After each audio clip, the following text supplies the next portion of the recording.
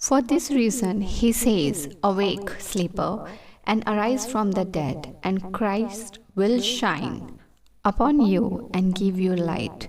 Therefore, see that you walk carefully, not as the unwise, but as wise, making the very most of your time, because the days are evil. Therefore, do not be foolish and thoughtless, but understand and firmly grasp what the will of the Lord is."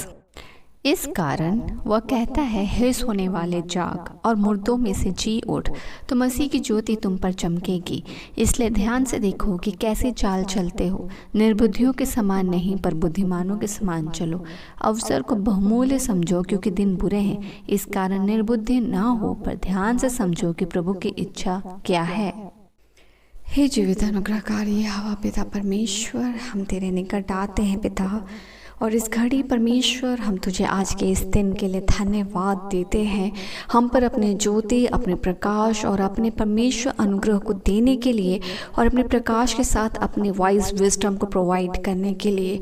परमेश्वर वचन कहता है मेरे प्रभु जी, जो आज हम पढ़ते हैं मेरे परमेश्वर, इफिसियन के 5 में 14 से 17 मेरे परमेश्वर, इसमें हम धन्यवाद देते हैं। तूने अपने पवित्र वचनों के द्वारा उस समय की घोषणा की है जिसमें तूने परमेश्वर इन बातों को कहा है कि दिन बुरे हैं, और तूने बताया है मेरे परमेश्वर अपने दास के द्वारा कि कैसे परमेश्वर दुनिया में और परमेश्वर संसार में गुप्त में परमेश्वर पाप हो रहे हैं, और अद्भुत रीति से ऐसे ऐसे पाप हो रहे हैं जो हमारे विवेक ना समझेगा ना बुझेगा।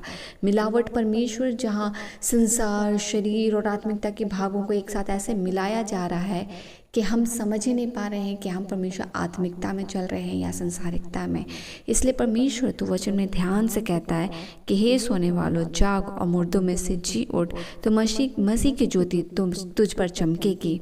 मेरे परमेश्वर, जब हम प्रभु यीशु मसीह में नहीं थे, वी वेर डेड, हम डेड थे परमेश्वर, अपने बॉडी में, अपने लाइफस्टाइल्स में, अपने वर्ल्ड में, एंड उस कन्फ्यूजन, डाउट एंड डार्कनेस में हम कुछ भी परमेश्वर लाइफ नहीं देखते थे। देयर वेयर नो लाइफ परमेश्वर।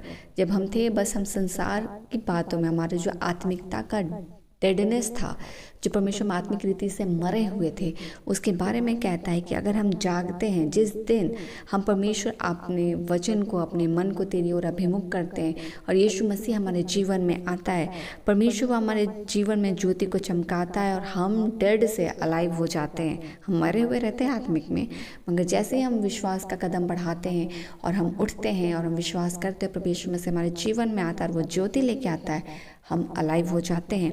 और इसके बारे में कहता है परमेश्वर कि जो समय में हम चल रहे हैं, ये समय बहुत गंभीर है और उतना ही ज़्यादा परमेश्वर चैलेंजिंग भी, जहाँ परमेश्वर हम क्या ही देख रहे हैं, क्या ही सोच रहे हैं, क्या ही विचार रहे हैं और क्या ही हो रहा है, सब में परमेश्वर परखने की बहुत आवश्यकता है।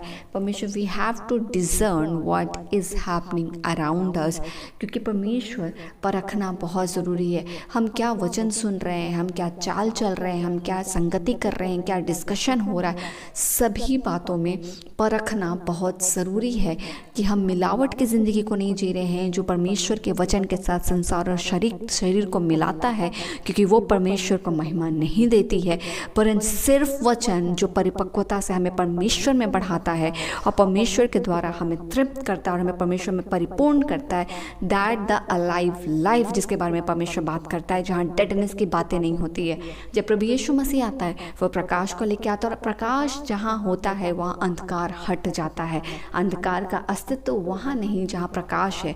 वैसे ही यही वही बात जो परमेश्वर कहता है कि मसीह आएगा और वो प्रकाश लाएगा, और कहता है कि जाग और मुर्दों में से जी उठ, क्योंकि परमेश्वर जो अलाइव है वो डेड नहीं डिक्लेयर होते और जो डेड है वो अलाइव नहीं डिक्लेयर होते। वैसे ही परमेश्वर वचन कहता है कि जब प्रभु यीशु मसीह हमारे जीवन में आया, उसने हमें जीवन दिया, हमें आत्मिक मृत्यु से हटाकर, जो हम डेड थे अपने स्पिरिचुअल लाइफ में, हमें अलाइव किया। When we are alive in Christ in spiritually, there is no deadness. There is no deadness when we are alive with God. We are living this life alively, so we are not dead. So there should not be any kind of such deadness act in our lives. और यही बात को आज परमेश्वर पवित्रता से इस वचन में समझाता है कि जब प्रभु यीशु मसीह आता है वो प्रकाश को लाता है, और जहाँ प्रकाश है वहाँ अंधकार नहीं है। और जो कि कहता है कि जाग और मुर्दों में से जी उठ, दैट मीन्स जब हम प्रभु यीशु मसीह को ग्रहण करते हैं और प्रभु यीशु मसीह आता है, वो हमारे जीवन में आत्मिक जीवन को लेके आता है, अलाइवनेस को लाता है। तो there should be no deadness जो संसार और शारीरिकता की बातों को दिखलाता है, जो अंधकार से ढपी हुई है, जो कन्फ्यूजन और डाउट और मिलावट में इस तरह भरी हुई है जिसे नॉर्मल इंसान विजुअलाइज या उसे डिजर्न नहीं कर सकता है। मगर जब आपके पास पवित्र आत्मा है, सच का आत्मा है, और जो परमेश्वर की बातों में से लेकर तुम्हें समझाता, चलाता, सिखलाता और अगुवाई करता है, वो परमेश्वर, वो सच्चा सहायक हमें कंफ्यूज होने नहीं देगा, वो हमें डार्कनेस में खोने नहीं देगा, और वो हमें एक एक बातों को परखना सिखाएगा, वचन के द्वारा, परमेश्वर के द्वारा, उसकी सहभागिता के द्वारा और अनुभव के द्वारा। हो जाने को पाए परमेश्वर कि हर बच्चा इसके साथ आशीषित हो, और जो दिन बुरे हैं पिता, हम अपने चाल चलन को संभल कर चलाए, क्योंकि परमेश्वर मिलावट के ज़िंदगी और मिलावट का सम्मेलन ऑल ओवर अराउंड वर्ल्ड में है, मगर इसमें हम परिपक्व जीवन प्रभु यीशु मसीह में जीते हैं, क्योंकि परमेश्वर हमारे सहायता करता है। वो हर दिन हमारे साथ हमारा अगुआ बनकर चलता है।